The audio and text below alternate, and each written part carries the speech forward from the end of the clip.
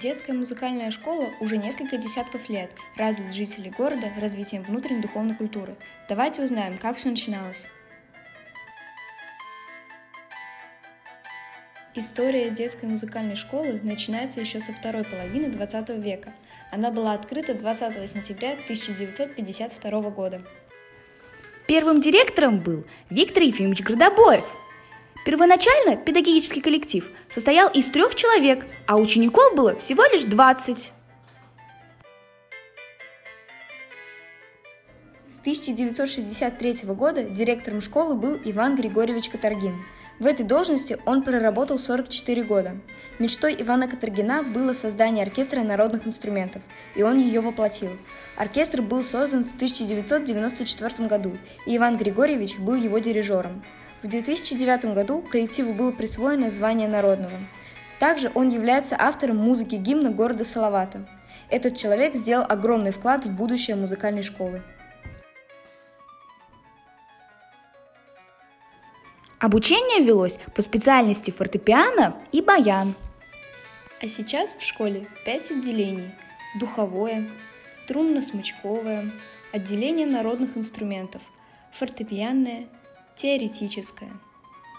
В настоящее время школу возглавляют бывшие выпускницы, а ныне директор Хафизова Дили Карамовна и зауч Наскольга Владимировна.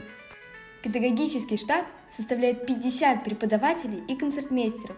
Многие из них являются заслуженными работниками культуры Республики Башкортостан.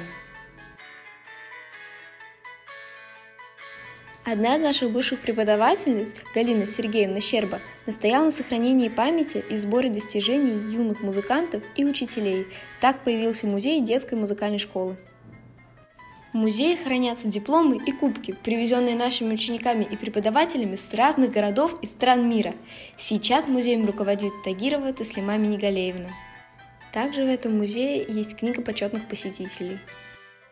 Но главной гордостью школы являются наши ученики. Здесь обучаются более 470 детей.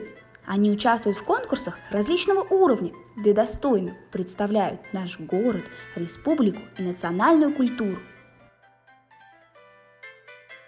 Мы гордимся стипендиатами главы Республики Башкортостан, главы администрации международных фондов Спивакова и Назиуллина.